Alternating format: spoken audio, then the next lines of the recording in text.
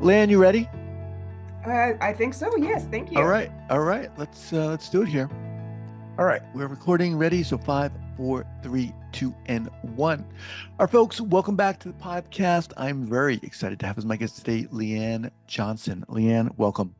Thank you. Thank you, Guy. It's great to be here. Appreciate you. Awesome. So, Leann is an industrial organizational psychology practitioner and systems therapist. She has 30 years of experience as an equity and inclusion professional, having worked in nonprofit, higher education, private and public sectors. She's a professional storyteller and an actor in comedic and dramatic improvisational theater in Portland, Oregon. She co-created Black Women, White Women, an evolving experimental work featured in 2022 by the National Conference on Race and Ethnicity. Leann, welcome. Thank you, Guy. Pleasure to be So here. you're in Portland now? Yes, I actually, well, I'm in Vancouver, Washington, which is Okay. across the river from Portland, and I work out of Portland. I do my job and my acting work and storytelling work is out of Portland, Oregon. Yes. Okay, because I'm in Bend. I don't know if Oh, you knew okay. that.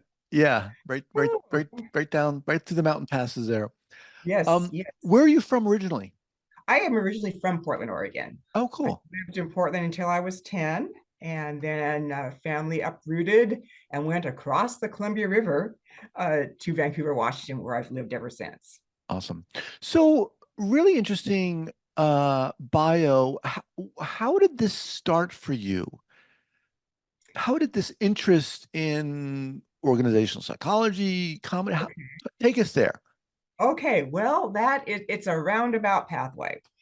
And when I came out of university, I was actually a communications management major. And then I got involved with social justice work as a volunteer. From there, I sort of fell into, if you will, what we now call DEI, diversity, equity, and inclusion, or DEIB, diversity, equity, inclusion, belonging. Kind of fell into that work, and then ended up ultimately in a position with a institute of higher education, and I needed to figure out what the heck is going on with these people here. what, and it was suggested to me that I get a master's degree in psychology, which I did pursue, and in that, once again, fell into this incredible specialization of industrial organizational psychology. So that's a shortcut version of a roundabout way of my life, and I have been grateful ever since to have that academic grounding in the Hmm. field, which I apply daily to Hmm. diversity, equity, inclusion, and belonging work. In what capacity are you working now? So currently, I have been with a state agency in the state of Oregon, for that was redundant, for 13 years as the Director of Equity and Inclusion for the Oregon Health Authority. Okay. And what does that look like on a day? What do you do specifically? Right, right. Well, our focus is really around deep policy change. We are working specifically to eliminate health inequities in the health system in the state of Oregon. And so our work that we do in our division on behalf of the Oregon Health Authority, on behalf of the state of Oregon, and most importantly, on behalf of the people of the state of Oregon, our work is really to transform the delivery system through policy so that we and practice and integrating equity and inclusion practice into the field so that every person in the state of Oregon has their best chance for their best health. And health inequities exist because of 530 plus years of inequities on these lands, colonization, genocide, oppression that has been built into the system. And that's the downside of the story. The upside is that we have been, as people of color, identify as a Black woman, have been so resilient that we have continued to not only survive, but also thrive in these circumstances. So back to your original question, we are working to create policy and practice in the state of Oregon that will help people reach their greatest health. That might be through a healthcare interpreter program that we manage, where healthcare interpreters, we're ensuring that people get their health information in their primary language. Traditional health workers, building a bridge between culture and community and the clinical experience. Functions such as that we have 33, I can give you 30 other examples of some specifics around that. I'm hoping that I've given a bit of a flavor, so Mhm. that answers your question. And happy to dive deeper if you have additional questions. Yeah, I would like to dive deeper, but before we get there, what about this topic so excites you and gets you? About equity inclusion specifically, about trauma, Yes. about, Yeah. okay. Yeah. Yes. Well, social justice seems to be in my blood. Um, my grandmother was the president of the NAACP in her small hometown of Keokuk, Iowa. So somewhere this is in my being and my blood. And I think also to historically further back the fact that my great grandfather on my mother's side was the first person in her family to be born above the Mason-Dixon line in freedom. Brought over his father was brought over by his father. Um, Mhm. brought over to brought north. So there's that piece, and there's a sense of that somebody somewhere or multiple people somewhere in history had to survive the most horrific circumstances in the hull of a ship. Mhm. Somehow they made it. Somehow, as each generation unfolded, we continued not just to survive but thrive. And so there's that legacy that excites me to carry that on. There is the indication that we as a nation and as a world could do so much better around how we treat each other and how we humanize each other. And there are so many examples and so many conditions of dehumanization in our world that we've got to somehow flip not just the narrative, but the actions around that. I Mhm. think ultimately, I want to regard and honor the past, make things better for the future, and all of that in the name of I know we can do better as human beings. I just know we can. Mhm. And there's a sense of, well, that seems pretty idealistic. And it's like, well, maybe it is. But if we try, we have a chance. If we don't try, we have no chance to get there. So I err on the side of the honest attempt.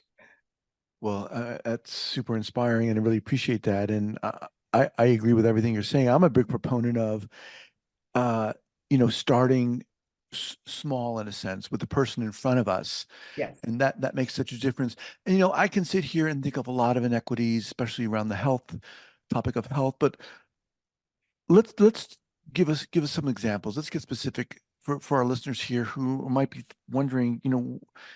Maybe some people are saying, what inequity? What are you talking about? What inequities? My health insurance is fine. Right. Well, and if you're asking me to repeat and recite data, I want you to know I will not be able to recite specific numbers. That's not my forte. What I can say is that there are data that indicate both in state by state and nationwide that people of color, people from tribal communities have poorer health outcomes to the point where our lives are shortened. We have data that say generally speaking, our lives are shorter than that of, let's say, white people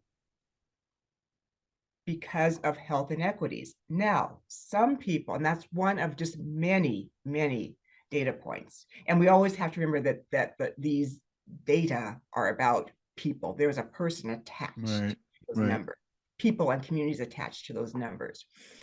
So where we land in all of that is that those those inequities, pardon me, those inequities are not necessarily because of someone's individual actions.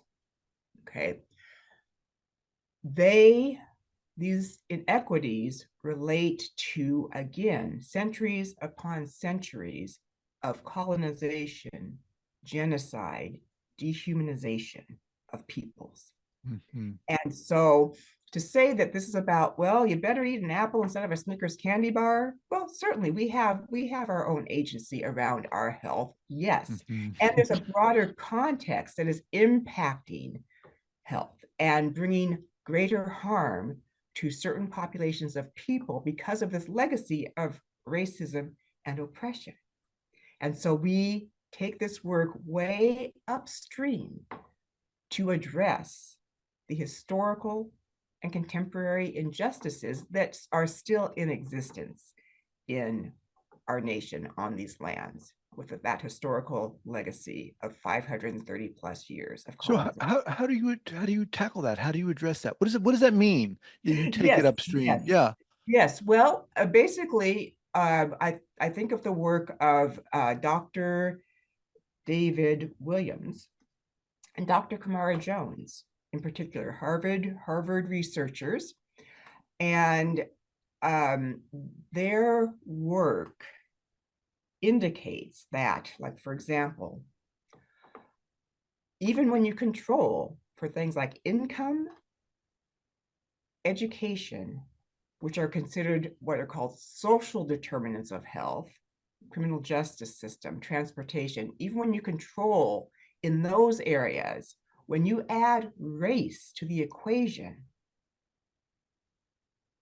the inequities still exist. So this is not a poverty issue. It is not Mm. an ignorance issue, as some people want to express it that way. It's none of those things. It is the fact that in this day and age, even if a person has access to health insurance or access to a clinician, they may still experience bias, bigotry, racism in the clinical experience. So it's not just about access. Insurance and access are part of the equation, but it's Mhm. about what then happens after that. And it's also about the toxic stress that impacts our health on a daily basis and the connection between mind and body. And for example, there is another data point that says people who give birth, Black people who give birth, and this is poignant, and I'm going to give an activation warning.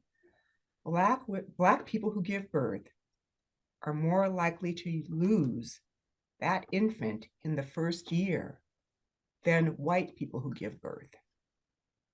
Once again, when you control for all of the other factors, that still occurs. Mhm. That still occurs. So babies of color are dying at a higher rate, not based upon the actions of the mother, but based upon predominantly the conditions of society and perhaps even the actions of the clinician. I will give you an example if you'd like to hear a personal example of how this plays out. Would that be helpful? Of course, yeah. Yes, yes. So 32 years ago, and I will say this was 32 years ago, and this still happens today because there are stories that will reinforce this. Stories, Serena Williams, Allison Felix, two world-class athletes who had very poor birthing experiences. So I was in extreme pain because childbirth is extremely painful. Um, and I had the feeling that I was in what is called active labor. I felt like the need to push. And I was told over and over again by the healthcare professionals in the room, oh, honey, if you think this is hard, just wait when you get to active labor. Um, that was their attitude towards me. They did not listen to me. Mhm. And then there was one clinician that came in, took one look at me and said, did a check and said, you're in active labor. I said, yes. I've never given birth before, but this doesn't seem, this seems like we're at critical time here. And so there was that. And then after I gave birth, the color drained from my face. I was passing out. I was not feeling right. I was feeling nauseous. I was feeling like my core was just going to just explode through this nauseous feeling. And I kept saying, something's wrong, something's wrong, something's wrong. Once again, the general feeling was, oh, honey, you just gave birth. It's a hard thing.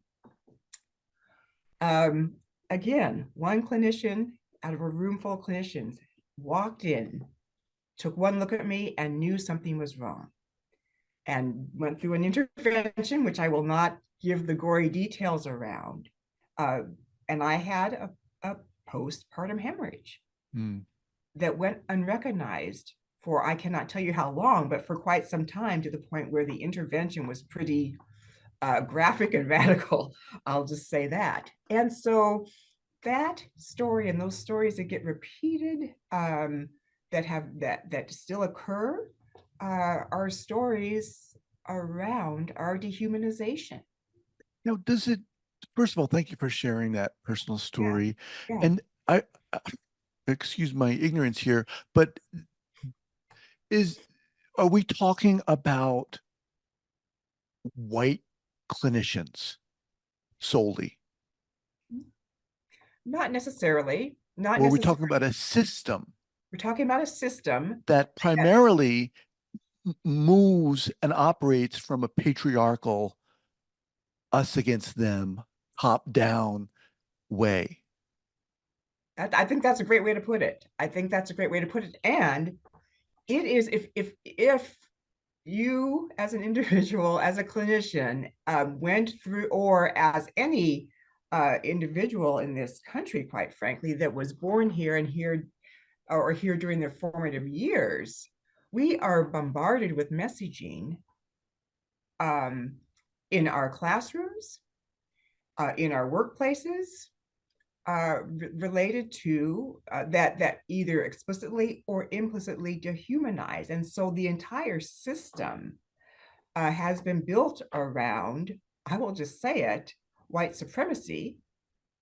And it is absolutely possible that anyone who is in that system, regardless of their ethnic background, could also get Right, conditioned in that way.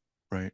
Leann, this is I mean, it's really hard to hear. And I there's no way I can put myself in the position of someone who's gone through this. But it, how the hell do you tackle this problem? Yeah, It yeah. seems gargantuan. Mhm. It is gargantuan. And I believe earlier you mentioned, one person at a time, the person in front of you, the situation in front of you. That we can only influence that which is immediately around us. We each have different ranges of our sphere of influence. So the more people working toward, and I will just say it, the elimination of racism and oppression, that's really the bottom line. More people Mhm. that are working toward that, we have a broader sphere of influence. Those start to intersect, and then we're working in concert with each other to make a difference. So it is a long-term issue, problem, that requires absolutely long-term solutions and changes. And we must remember, especially when we talk about systems, systems are people and people are systems. So there's structural racism and oppression built into the system, but who built those systems and who Hmm. is continuing to perpetuate those systems? People. So it's a twofold and everything in between um, attack on on racism and an attack on oppression. We need to attack it and change it and do it within every realm that we can, and remembering that it begins absolutely begins with our own personal reflection. I reflect every day related to the privilege I have and related to the oppression that has come my way as well. Um, and I cannot separate myself from a system that has conditioned me as well. There are times when I think, my goodness, where did that come from? Why was I thinking that? And it's that conditioning of the system. And so I, as an individual, need to be honest with myself. Each of us need to be honest with ourselves and begin to reflect on attitudes and behaviors and change behaviors. And that's all we can really do. We cannot, let me tell you this. For example, in a workplace, we can only address behaviors. We can't necessarily change a person's values or attitudes. But Hmm. at the very least, we can have, for lack of a better word, accountability and compliance systems that help check behaviors. I would hope that people will take it further than that. And I can't control that. I can't control that outcome.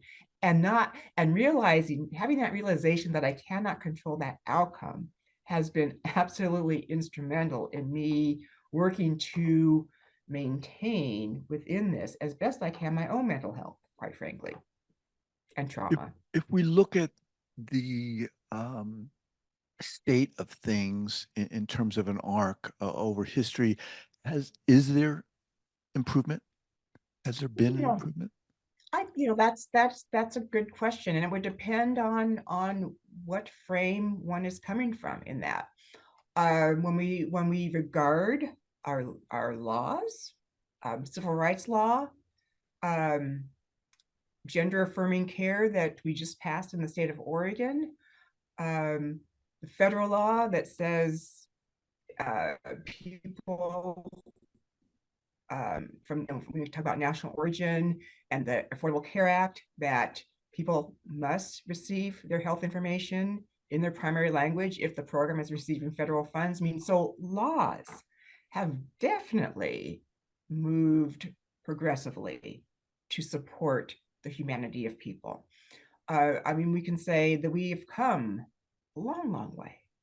Uh, and where we struggle in many ways, and one struggle tension point is the fear of having conversations around this so people do have the opportunity to change.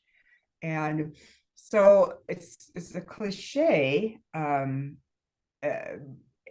often in this work we do say, a few moves forward, three moves forward, one move back, two moves forward, four moves back. I mean, Hmm. it's ebb and flow, and we are seeing right now, I think, in our country, um, a resurgence of um, some lack of shame around having racist attitudes and racist behaviors, and that to me is a drawback. Those are moves backward as far as I'm concerned. As we kind of get ready to close out here, you Yeah. you talked a little bit about you know, kind of maintaining a certain awareness individually. What would you say to the listeners, many of whom are therapists and coaches and survivors of sorts? What would you say to them in terms of things that they can do actively Mm-hmm. to begin to be more aware of their own Mm-hmm. attitudes and so forth? Mm-hmm. Well, I there are many things that people can do. I think what's really important is what is your, reflect on what is your life experience. Um, have you had to uh, have you had to and I don't want I've used sort of violent language before. I'll use it again. Have you had to fight for your own humanity? are there people in your life where they have had to? You're reflecting upon what is your own personal experience and what is your exposure to people that are not like you. What is your level of comfort to being around people that are, quote, not like you? And reading is critical. Exposing yourself to new information. First and foremost, at the foundation of that is to get out of denial that racism and oppression do exist. We must get out of denial. Another one of my favorite researchers, Dr. Joy DeGruy, um, talks about the pathology of the American condition. The pathology is the denial that we come from a legacy of oppression, of genocide, of enslavement. We are not removed at all anymore from that, as far as I am experiencing. And so understanding the history and the reality. And we have, I think, at times a crisis in critical thinking and a crisis in empathy. And so those are some tools we need to sharpen up a bit. As far as I'm concerned, I would really encourage, first and foremost, that reflection, though. And then working to do something different and working to test your assumptions. I'm always shocked at myself when I'm thinking, as I said earlier, where did that come from? And so, yeah, that's an assumption. That's something that was built into me in something that occurred 40 years ago, and so those are types of things. We can only be the culmination of our experiences, including our culture, including our lived experience. And so how do we continue to broaden our lived experience to be more inclusive of people and to understand that there has been a narrative, a deliberate narrative over history, over time, that persists to dehumanize people, to mark some people as less than.